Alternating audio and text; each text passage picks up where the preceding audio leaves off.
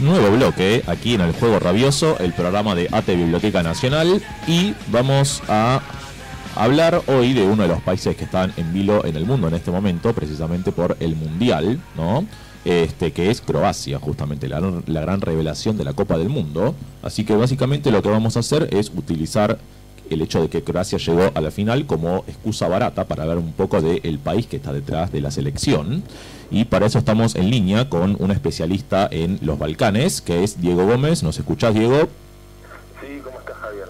Bien, muy bien, gracias por atendernos. Diego Gómez es sociólogo y especialista en la historia política de los Balcanes, justamente. Y, bueno, no sé, Diego, ¿por dónde podemos empezar para hablar de este país?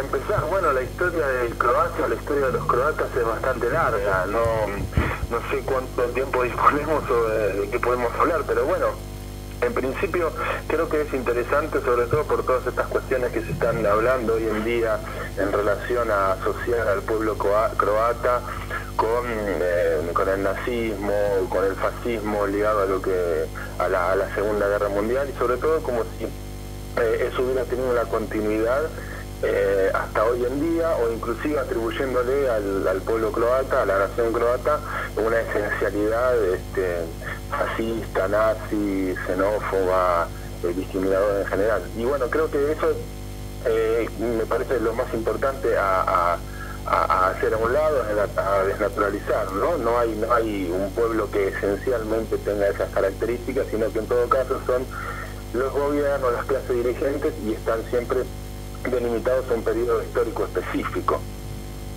Sí, además no sería el único caso, digo, uno puede enfocarse en Croacia por lo que pasó en la Segunda Guerra Mundial, con el Estado fascista de Croacia, un Estado títere nazi, pero también hoy, en todo caso, hay brotes fascistas, o por lo menos de extrema derecha, en muchos otros países de Europa, Francia sin ir más lejos, Gran Bretaña con el Brexit, Hungría, Austria. En todo caso, no habría que señalar con el dedo a Croacia exclusivamente por lo que pasó hace 70 años, no sé vos cómo lo ves. Sí, e incluso durante la Segunda Guerra Mundial hubo un montón de croatas que eran antifascistas. Por ejemplo, el caso más concreto de esto es el líder de los partisanos comunistas yugoslavos, que fue Josip Broz, que era croata. También hubo un montón de asesinados por el régimen fascista croata, el régimen Ustaša, como bien vos decís, que bueno, justamente que eran antifascistas y eran croatas, digamos, decenas de miles. O sea que esto no es una característica esencial de un pueblo para nada. Y además otra cosita que me gustaría digamos, aclarar un poco es las categorías, ¿no? Porque a veces uno habla de fascismo, de nazi, de facho, y eso es, digamos, como se engloba, se utiliza un término que se deshistoriza, se esencializa para caracterizar a cualquier persona que quizás no nos guste o tenga ciertos atributos de derecha o una cosa así. Digamos, el fascismo, el nazismo fue un fenómeno político, ideológico, bueno, y militar también, bien acotado en el tiempo, que surgió después de la Primera Guerra Mundial, en el periodo entre guerras, y que tomó su forma más brutal quizás durante la Segunda Guerra Mundial. Pero eso es una cosa, y otra cosa son expresiones de derecha, contemporáneas, que se han dado después, ¿no? Por ejemplo, vamos a hablar un poquito de la nación croata, o el pueblo croata. Los croatas, ¿no?, como se conocen hoy en día, digamos, los rastros más cercanos del pueblo croata en la historiografía provienen del siglo VI, VII después de Cristo, ¿no? Y estaban ubicados, eran tribus nómades que estaban ubicadas en lo que sería hoy el oeste de Ucrania o el este de Hungría, Polonia, una región que se conoce como geográficamente como Galicia, no la Galicia española, sino Galicia, hay en Europa Central Oriental, que se fueron desplazando hacia lo que es la península balcánica. Pero eran tribus nómades, no escribían, no tenían alfabeto, o sea que poco tienen que ver entonces con los croatas de hoy en día, y sobre todo una característica esencial del pueblo croata, de la nación croata en nuestros días, que es la religión católica. La religión católica fue adoptada por esas tribus nómades eslavas, a los cuales le decimos croatas, luego de que, bueno, a partir del siglo XI, XII, XIII, cuando se cristianizaron, ¿no? Entonces, nosotros podemos ver que a partir de la adopción, una característica tan distintiva de la nación o del pueblo croata como ser cristiano o católico, no proviene de sus orígenes. Entonces tampoco podemos atribuirle cuestiones esenciales, históricas, como el supuesto nazismo fascismo o extrema derecha a los croatas, cuando vemos que justamente el ser católico es una consecuencia histórica y no una consecuencia de sangre o genética. Y si hablamos del nacionalismo croata actual, digamos, Croacia es un país muy joven que se independizó de Yugoslavia en el año 91, tras una cruenta guerra que terminó en el año 95. Si hablamos del nacionalismo croata más reciente, que tal vez dio lugar a esta separación de Yugoslavia, ¿hasta cuándo se puede rastrear esos orígenes? Bueno, por eso sí, ahí es una cuestión histórica y concreta. El nacionalismo croata, vamos a explicarlo de una manera simple, lo más rápido posible. En realidad el nacionalismo croata, los antecedentes de ese nacionalismo croata surgen durante, digamos, principios del siglo XX, cuando se crea el reino de Yugoslavia, que era un reino que se creó después de la Primera Guerra Mundial. Y ahí era un reino hegemonizado por una monarquía serbia, la monarquía Karađorđević, que tenía intereses hegemónicos de una clase dirigente, de una burguesía terrateniente serbia, pero no de todo el pueblo serbio, sino de una clase dirigente, y oprimía al resto de los pueblos, incluido también al pueblo serbio, ¿no? Porque una clase dirigente burguesa terrateniente. Entonces hay también por el lado de Croacia levantamientos con tintes nacionalistas en contra de esta opresión serbia, que fueron violentamente reprimidos por el reino, y ahí surge una organización de extrema derecha, profundamente católica, anticomunista, que se llamaron Ustašas. Los Ustašas, que deciden serbo-croata, alzarse o levantarse en rebeldía. Y bueno, fue una organización así, como dije, de extrema derecha, católica, antiserbia, con ciertas características antisemitas, pero no muchas, la verdad, que por esa cuestión azarosa de la historia terminan siendo aliados del nazismo, cuando los nazis habían conquistado prácticamente toda Europa y necesitaban aliados para gobernar. Y ahí surge el régimen Ustaša croata en 1941, que se instala en los territorios de Croacia y Bosnia-Herzegovina cuando la Alemania nazi invade Yugoslavia. Entonces le da a este movimiento político Ustaša la posibilidad de gobernar, y ahí es donde se ocurre toda la gran barbarie en ese territorio durante la Segunda Guerra Mundial, con el campo de concentración donde más gente murió después de Auschwitz y Treblinka, que fue Jasenovac, donde murieron casi 1 millón de serbios, de gitanos, de judíos, pero sobre todo hay que tener en cuenta de antifascistas, que también podían ser croatas, podían ser albaneses,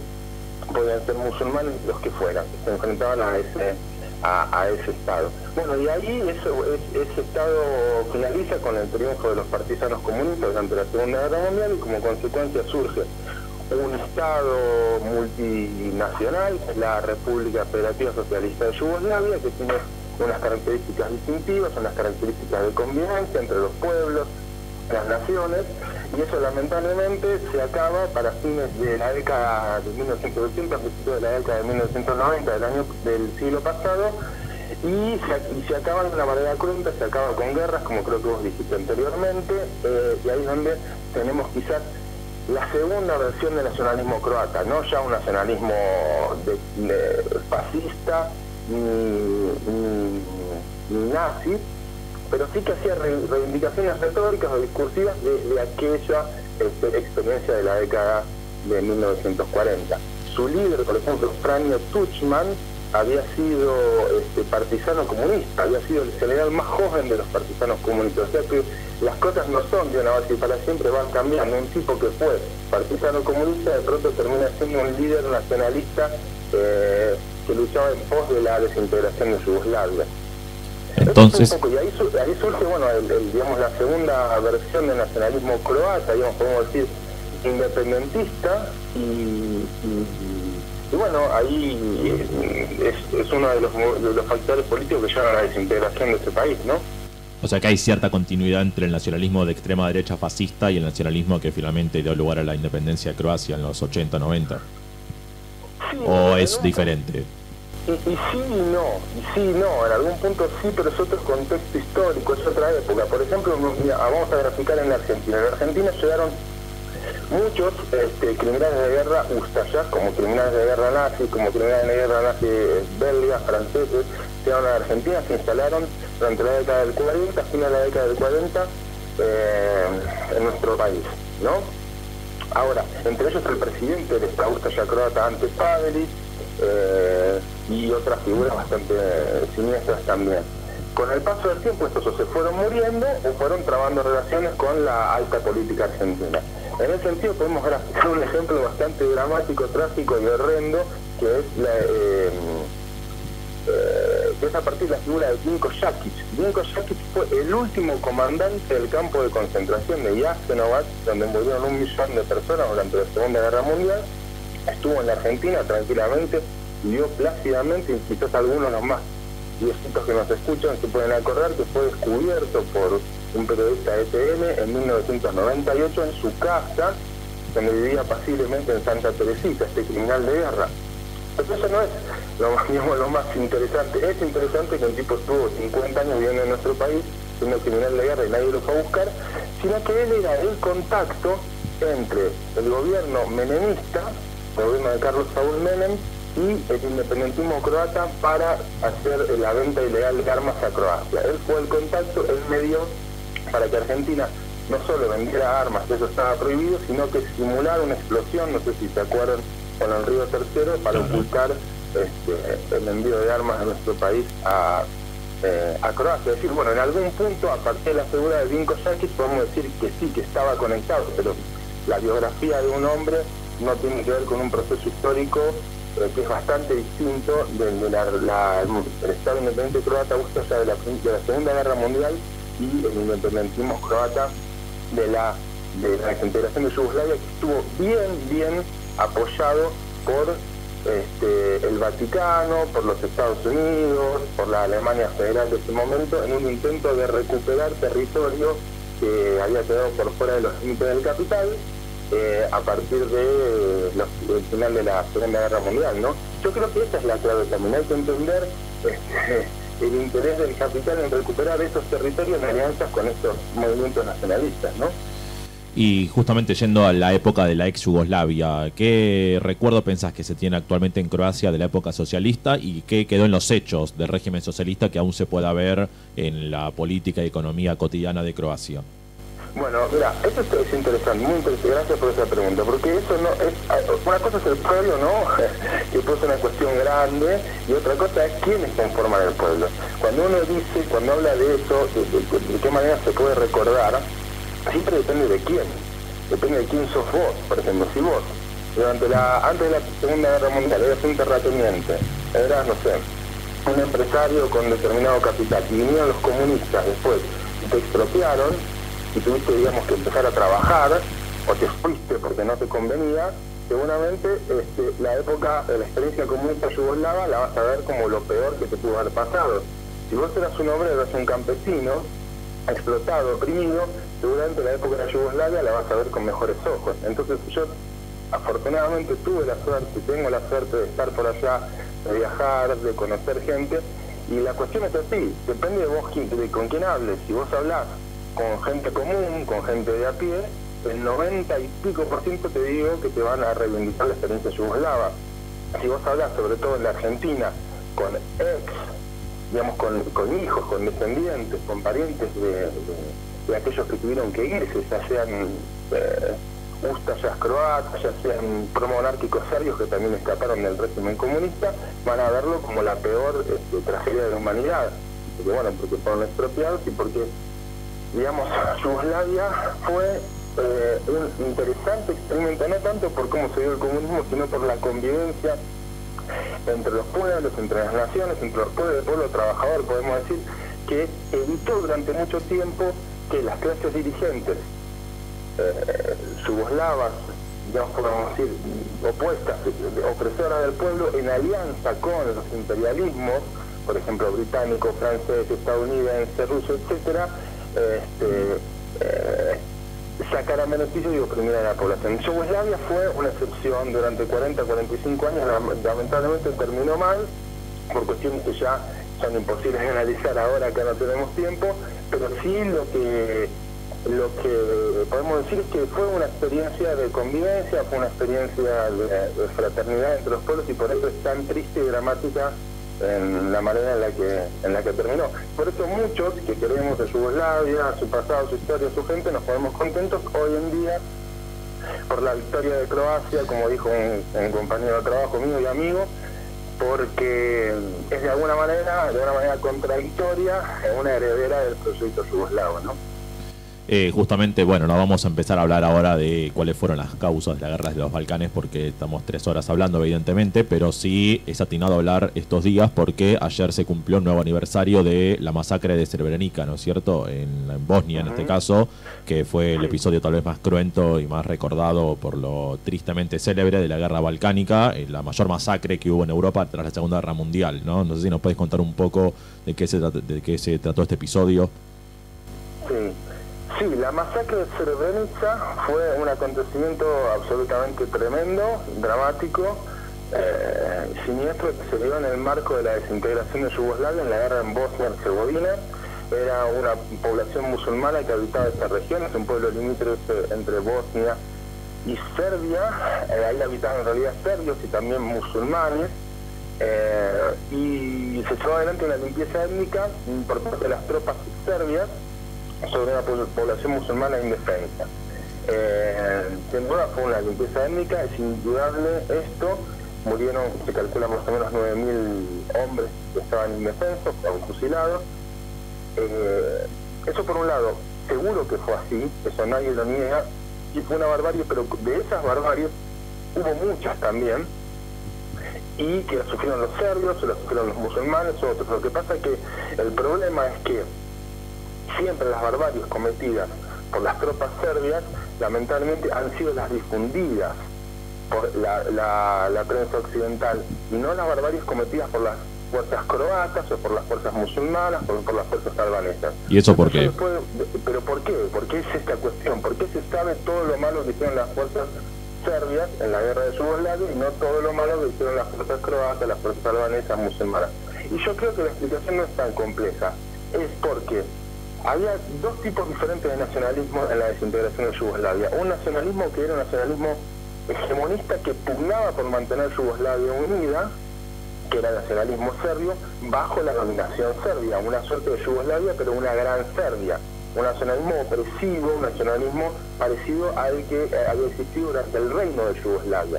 Y después había pequeños nacionalismos que eran menos poderosos, y por eso eran secesionistas, eran separatistas, como el nacionalismo croata, como el nacionalismo albanés, como el nacionalismo musulmán, etcétera, esloveno también. Entonces, ¿a quién iba a apoyar Occidente, que quería recuperar, lógicamente, todo ese territorio perdido para el capital después de la Segunda Guerra Mundial? Y lo que más le convenía era apoyar al separatismo, al nacionalismo separatista, porque es mucho más fácil controlar y explotar económicamente y dominar políticamente a 6 países o 7 países, podemos decir, porque ya Kosovo hoy en los hechos es un país independiente, que a uno solo. La soberanía económica y política de 7 va a ser indudablemente menos fuerte que la de uno solo. Entonces, todo el mundo occidental se puso detrás de los movimientos separatistas. Por ejemplo, el primer país que reconoce la independencia de Croacia y Eslovenia, que son países con una población católica, es el Vaticano. Claro, el Vaticano recupera 2 plazas que había perdido después de la Segunda Guerra Mundial. El segundo país es Alemania Federal. Hay un dato interesante. El ministro del Interior del canciller alemán por esa época, que era Helmut Kohl, dice: logramos lo que no pudo el Kaiser Guillermo en la Primera Guerra ni Hitler en la Segunda. ¿Qué? Conquistamos los Balcanes y no tiramos ni un tiro. Eso se lo agrego yo, lo de no tiramos ni un tiro, ¿no? Pero se pudo. Y después, otra cosa interesante en relación con lo que dije antes acerca de la venta ilegal de armas de Argentina a Croacia, el primer país de América Latina, de Sudamérica, que reconoce la independencia de Croacia es Argentina también. O sea, que hubo muchos intereses por afuera que hacían negocios, que recuperaban territorio para valorizar capital, que estaban dispuestos a apoyar. Y por eso, ¿a quién iba a demonizar la prensa? ¿Quiénes eran los malos? Los serbios. ¿Quiénes eran los carniceros? Los serbios. ¿Quién era el Hitler de los 90? Slobodan Milosevic, el carnicero balcánico. Así. Y en cambio, el nacionalismo croata era el nacionalismo por la libertad, el nacionalismo musulmán son los buenos de la película y demás. Pero no son. Lamentablemente, el genocidio, hubo muchos genocidios en la desintegración de Yugoslavia. pero en realidad forman parte, son todas pequeñas partes de uno solo, y el genocidio fue el genocidio contra Yugoslavia, fue el genocidio contra la convivencia, porque hubo genocidio de serbios, de croatas, de musulmanes, de albaneses, todos murieron, y todos fueron asesinos. Pero lo que se mató fue justamente la convivencia entre todos, se mató la convivencia entre todos porque, como vuelvo a repetir, aunque sea redundante, se necesitaba recuperar ese espacio para el capital. Y bueno, y como casi siempre en los Balcanes, por las características que tiene su territorio, por las características más bien del territorio de sus poblaciones, que son muy heterogéneas, religiosamente, culturalmente, son bastante permeables a la interferencia foránea y a sacar provecho desde afuera, ¿no? Y para ir terminando, actualmente, ¿cómo se puede decir que se encuentra la situación de Croacia en relación a otros países balcánicos? ¿Me equivoco si digo que tal vez es de los países más ricos y más prooccidentales dentro de los Balcanes? Por ejemplo, es el único miembro junto con Eslovenia de la Unión Europea, ¿no? Claro, sí. No, Croacia es, junto con Eslovenia, seguramente de los Balcanes. Nosotros no solo tomamos a todos los países de la ex Yugoslavia, sino también a Bulgaria y a Rumania, que también, bueno, son países balcánicos. De todos esos países, bueno, y Grecia también, que es un país balcánico, es sin duda Eslovenia, primero y después Croacia, los países que, digamos, mejor podemos considerar que están económicamente y quizás con más intenciones, sobre todo Eslovenia, de dejar de ser un país balcánico y ser un país más ligado a Europa Central, a Europa Occidental. Por ejemplo, Eslovenia, ahora no recuerdo bien el año, pero creo que del 2003, 2004, por ahí, ya es miembro de la Unión Europea, y Croacia un año después o 2 años después. O sea, fueron los primeros países de Yugoslavia, de los Balcanes, perdón, en pasar a ser miembros de la Unión Europea, ni no solo de la Unión Europea, sino que también miembros de la OTAN. Entonces, mira, rápidamente vos decís, miembro de la Unión Europea, miembro de la OTAN, esto es un indicador, estas instituciones pueden ser para nosotros una forma de entender la realidad de la historia, ¿no? Pasar de ser una república, Eslovenia y Croacia, dentro de la República Federativa Socialista de Yugoslavia, que había sido miembro fundador del movimiento de países no alineados, ¿no? Opuestos un poco al imperialismo occidental y a la Unión Soviética también, un tercer lugar ahí un poco difuso, pero de alguna forma eso, con Tito, con Nehru de la India, con Sukarno de Indonesia, con Nasser de Egipto, pasás a ser países pequeñitos afiliados absolutamente a la Unión Europea, a la OTAN, a los Estados Unidos. Y por ejemplo, la Kolinda, no me acuerdo ahora, Kravar, no me acuerdo el apellido, la actual presidenta croata, es que es interesante hacer una biografía de ella. Hizo, digamos, todos los deberes que se debería haber hecho en su carrera académica, en su carrera política, para ser justamente un personaje querido por el capitalismo occidental. Por ejemplo, ella, bueno, nació en el 63, creo, y bueno, estudió en los Estados Unidos, fue ministra de Relaciones Exteriores del gobierno de la Unión Democrática, que es el partido ese de Tuchman, el Partido Nacionalista de los años 90. Grabar Kitarovic, ¿no? Así se llama. Estados Unidos. Y del 2011 a 2014 fue secretaria también en la OTAN, o sea, hizo todos los deberes, hizo toda una carrera bien afín para estar ahora en la presidencia, ¿no? Bueno, Diego, nos estamos quedando sin tiempo, pero te agradecemos mucho la comunicación, la verdad que clarísimo toda la información que nos diste sobre este país. No sé si hay algo más que quieras agregar. No, nada más, no, agregar no, decir solo que el domingo se juega Croacia con Francia a la final. Estamos alentando y esperando un triunfo de este pequeñito país, que más allá de todas sus contradicciones, es un país bastante sufrido, un país que ha tenido muchas guerras y que lamentablemente se trata, no sé por qué, de resaltar su supuesta esencia nazi-fascista, que no creo que sea así. Hay ejemplos, muchísimos ejemplos de que no es así. Así que bueno, vamos a esperar que nos dé una alegría. Y una cosita más interesante, por ejemplo, para desmitificar esta cuestión de los nacionalismos, del enfrentamiento entre los pueblos balcánicos, que los serbios no se pueden ver con los croatas y los albaneses y demás.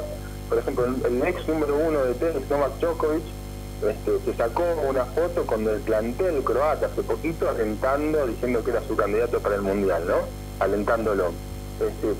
Fue criticado en el país por fuerzas de derecha, políticas de Serbia, también fueron criticados por fuerzas de derecha dentro de Croacia, pero bueno, eso es lo que yo te decía por ahí al principio, en un momento, es poco tiene que ver a veces el pueblo con sus clases dirigentes, ¿no? Así que bueno, esperamos un triunfo de Croacia para festejar el domingo. Eso nomás. Exactamente, lo mismo digo por acá. Bueno, Diego, te agradecemos mucho la comunicación, nos tenemos en contacto hasta una nueva final del mundo con un equipo balcánico, evidentemente. Bueno, vamos a ver cuándo sea. No, bueno, antes también podemos tratar otros temas, ¿no? Que no hace falta esperar 4 años. Así que bueno, te agradecemos y estaremos en contacto. Bueno, fue un placer, Bueno, gracias. Gracias.